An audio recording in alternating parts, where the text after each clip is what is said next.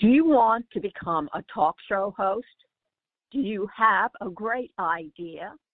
Passionate World Talk Radio is currently looking for podcast hosts for our Internet Talk radio station.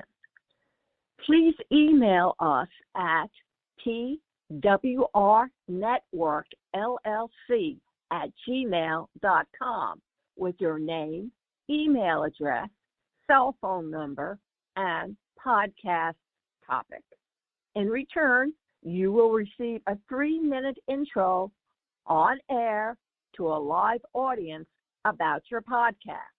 Remember, just email us your name, email address, and your podcast topic, and in return, you will receive a free 3-minute intro on the air.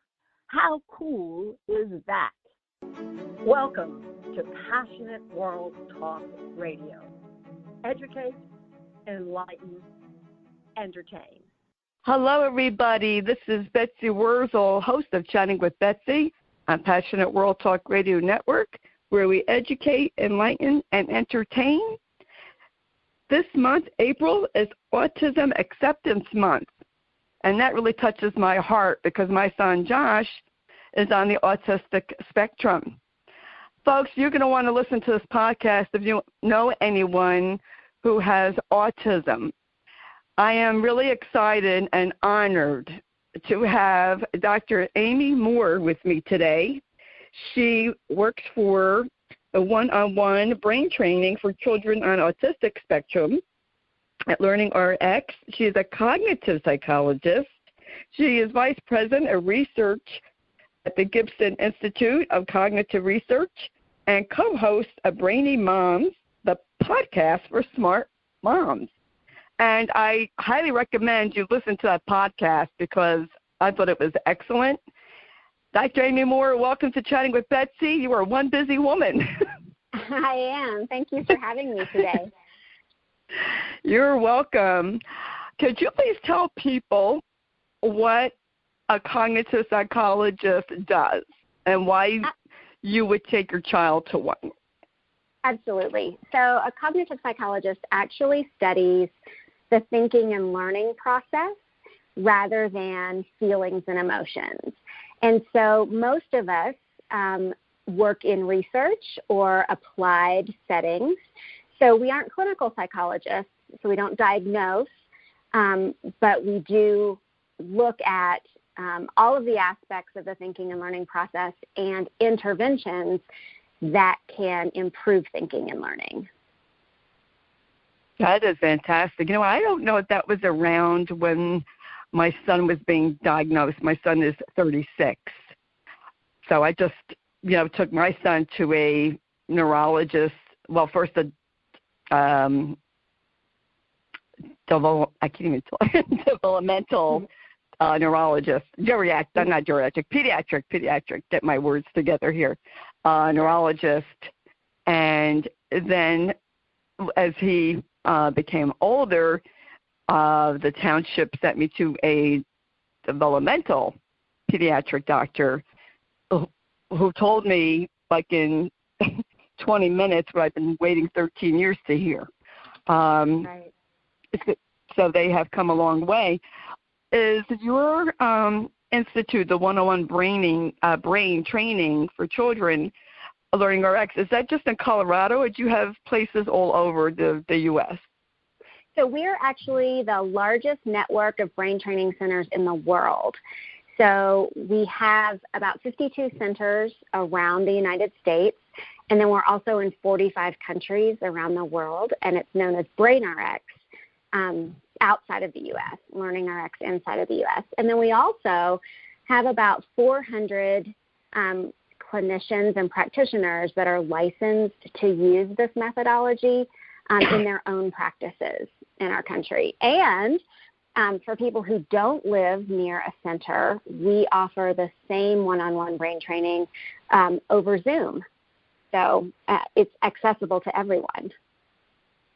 That is so awesome. I'm getting chills here because I get so excited sometimes I can't even get my words out. But very informal here on Chatting with Betsy. I get so passionate, I get so excited because this is so important. And I wish this was around when my son was 3 years old or even, younger. What would you suggest to a parent as far as going to your center or on Zoom as to what you do exactly and why your methods are effective? And actually, what do you do, with, okay. I know it probably depends on the individual. Sure. So let me just give you a little bit of background on what LearningRx is, and then we can apply it to different diagnostic categories. Sure. So LearningRx was created by Dr. Ken Gibson back in the 1980s. And so it is a one-on-one cognitive training program, and we work on core cognitive skills, so working memory, long-term memory, visual and auditory processing, logic and reasoning, attention, processing speed, all of the skills that the brain uses to think and learn all day, every day. And so the program was originally created for children with dyslexia and struggling readers. But what Dr. Gibson found in his practice was that these methods were effective no matter what a child's diagnosis was. So whether they had ADHD or general learning disabilities or concussions, dyslexia, speech and language delays, an autism spectrum disorder, the brain is plastic, right? So every brain has the capacity to change with intense, targeted, repeated experiences. And so in the early 2000s, Dr. Gibson wanted to offer this program outside of the clinical setting. And so he opened the first LearningRx Center in Colorado Springs. And then it just grew from there, right? As soon as everyone heard about, the methodology and its applicability across all age groups and across all diagnostic settings, it took off. And so that's where we are today. And so what the program actually looks like is every client is first given a cognitive assessment. And that assessment tells us, where everyone is functioning on those individual cognitive skills that I just talked about. And then we're able to personalize a program for each person. And so every client is assigned a personal cognitive trainer. So just like you would work out with a personal fitness trainer in a gym, you get that one-on-one interaction with a personal cognitive trainer in one of our clinics or centers. And so we sit across the table from each client. We use a variety of hands-on manipulatives and mental activities that are game-like but intense to target weak areas in those cognitive skills that we talked about. And the trainer is why this program works. And the trainer is able to model each task, provide the opportunity for clients to master those experiences. They're able to provide that feedback and precision, motivation, and those high fives. And we can recognize when a client is getting frustrated, so we can pull back just a little, help you experience some success, and then push you some more. But we have over 100 training procedures, and each of those training procedures has 10 to 12 variations, right, in difficulty or intensity. So really we have 1,000 different tasks that we can use to train these cognitive skills. Pretty exciting. That's amazing. That is really exciting. I could tell you right now, if that was available when my son was young, I would be running to my computer, my smartphone, and signing up, looking into it, because I found in my own personal experience what my son in school, he was in special ed, I don't think really was, intense enough for his needs. So this would be extra, which I think, it sounds fantastic. And Dr. Moore, what I as a parent had to understand, and I don't think a lot of parents understand this if they were like me or are like me, my son could memorize, but he couldn't comprehend. He couldn't process. Right. So it took me a while to comprehend that, to understand, you can memorize, but that doesn't mean you comprehend something or process. Yeah, how do you, because I'm really curious about this, how do you get a child to process the information? Practice. So, and it actually depends on the information as well. So let's say that a child has an auditory processing deficit. Then it becomes important to address specific auditory processing skills like sound blending and dropping and segmenting and word attack skills. Those individual skills that are key to the ability to read. And so we do find that children are able to memorize sight words, but if they don't understand the sound to code connection between the letters and the sounds, then they're not actually going to be able to read and process and produce words themselves. So they might memorize words and get through being able to read, but they can't produce their own words. They might be poor spellers, and certainly comprehension suffers that way. Right. And and I think oh, go ahead. Oh, go ahead. Sorry. No, you go ahead. Because what I found like with my son is Josh could, memorize how to spell the word. It was understanding the word and how to use the word. Right. So you have to work on the individual building blocks. But, part of the process is that if you have slow processing speed, if you have poor working memory, those two skills are key to reading and reading comprehension as well. And so we can actually work on those deficits through targeted mental tasks as well. So it's not just working on the individual reading skills, it's working on those underlying learning skills as well. That is, wow, that's fascinating to me. It really is. And do you work on critical thinking skills? So we do work on logic and reasoning skills, absolutely, because if you don't understand, if you can't reason through, then you're not going to be able to have those higher order functions at all. So we absolutely work on reasoning. And I think it's important to note that, children on the autism spectrum, we typically think of the deficits in social communication and interaction and eye contact, but we don't always think about the cognitive issues that children on the spectrum are facing. And more than 50% of children on the spectrum have a below average IQ.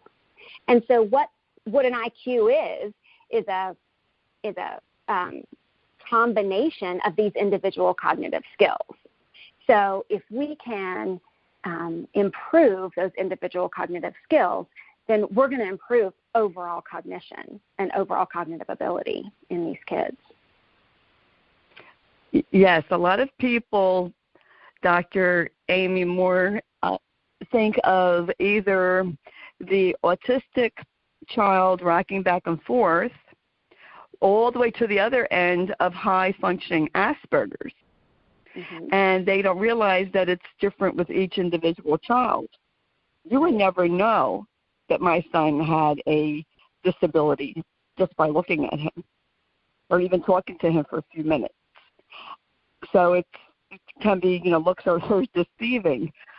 I think that working on all those skills gives someone a wonderful opportunity to improve their future for sure. You know, like it's very important. You don't know how thrilled I am to discover you and to be able to share with the audience about what your research is doing and the LearningRx is doing, because I think it is highly important for people to know resources to help their children. Do you deal with adults or is it just children? No, we work with children and adults. So, in fact, we've looked at the client outcomes of both children and adults, you know, on the autism spectrum, and we see consistently the same types of outcomes. So they may start, you know, as an adult, your cognitive skills may be a little bit better because you've just learned coping skills, you know, and you've had more life experience, or they may have declined even more, right? Because if we don't address these skills early, then you don't have the opportunity to grow and develop normally like your peers. So we see it, you know, across the spectrum of performance. Now, does somebody have to be referred to LearningRx from a physician, or can a parent just go online and register? You do not have to be referred, and so you can call 1-866-BRAIN-01, and that is the national number for LearningRx, or visit learningrx.com, and that's the national website. And there's a section where you can find a center close to you. And if there isn't one, like I said before, you know, it is available via Zoom. And so that 800 number gets you connected to that availability too. Thank you. And are they finding any clinical reason as to why children are born with autism? We don't know. And, you know, the etiology or the cause is so broad and diverse. You know, we are beginning to see some genetic patterns, you know, some genetic mutations that, when coupled with environment and exposure, you know, to toxins or, you know, early environmental stress, we don't know what actually turns those genetic mutations on, but we are beginning to identify some of those patterns. But overall, no, we don't have a cause and we don't have a cure. We can just help remediate some of the symptoms, which is important, right? I mean, if we can make something better, then we're going to improve lives. Yes, oh, definitely. And what is the youngest age that you take into your curriculum, your course? So we actually have a preschool program. So at age 4 is the youngest that we work with for our liftoff program. And then we work all the way through age 100. Wow. I have to look and see if there's a place in New Jersey, me. We have multiple centers in New Jersey. Oh, wow. You know what? I never heard of, you know, your facility. And this is why I have to tell the audience this. This is why I am so blessed. I am blessed to, you know, be educated. I mean, just what our mantra is here: educate, enlighten, and entertain. I have become educated and enlightened in meeting people like you, Dr. Moore, finding out about these resources to tell the community and tell my audience, because it's important. I mean, I didn't even know. So I'm really very happy to have come in contact with you, because I'm going to check this out for my son. You know, I don't know if he would want to do it, but I just really want to check out and see where they are located in New Jersey. Absolutely. Very curious about that. Is there anything else you would like to share, Dr. Moore? No, just that, like I said before, I mean, there isn't a cure for autism, and so we certainly don't make any promises. But what we do know from working with more than 1,000 children and adults on the autism spectrum, we've seen really wonderful cognitive improvements from the clients who have gone through our program. And so there's hope. And that's the exciting part, I think, is when you can say, let's try. We've had success before, and we hope to keep continuing to have success, and that's hopeful. That is hopeful.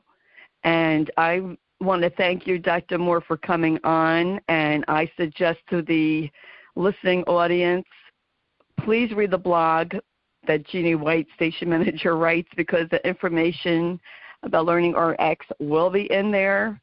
If you have an autistic child, I highly suggest you check out the program and find out where they are near you. And if they're not near you, as Dr. Moore said, you could do a Zoom.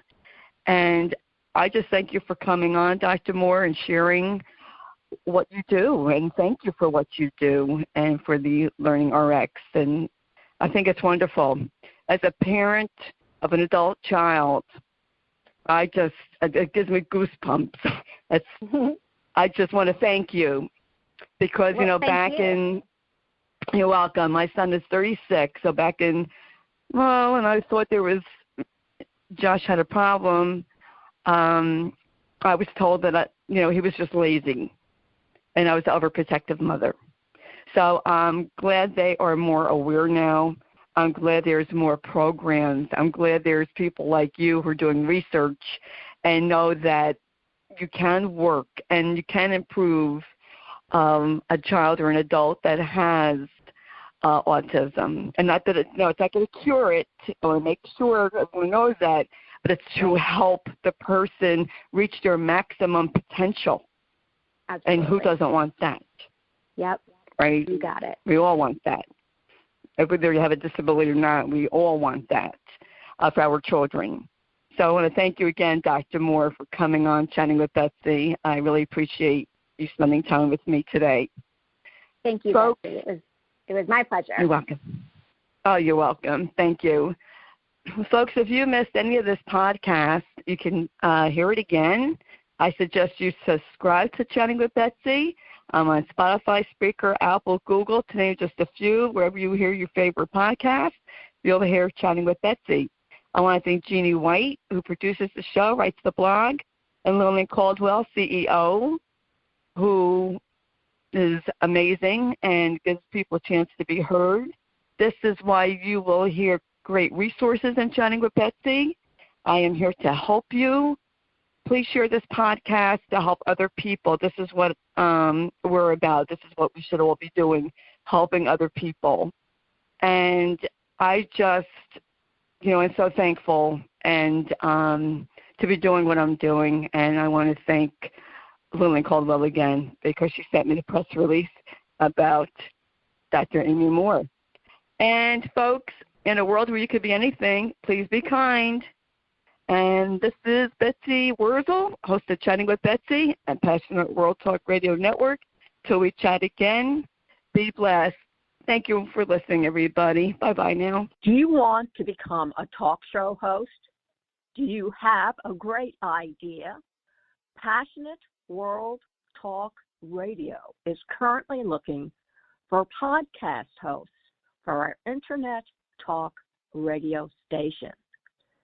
Please email us at pwrnetworkllc@gmail.com with your name, email address, cell phone number, and podcast topic. In return, you will receive a 3-minute intro on air to a live audience about your podcast. Remember, just email us your name, email address, and your podcast topic, and in return, you will receive a free 3-minute intro on the air. How cool is that? Thank you for listening to Passionate World Talk Radio. You can listen to this program all over again by going over to https://passionateworldtalkradio.com. You can also hear it on Spotify, Spreaker, Amazon ALEXA, AMFM247.com every Tuesday evening between 8 and 9 p.m. YouTube, Facebook, Facebook Live, LinkedIn, and all the other podcast directories one can find on the Internet.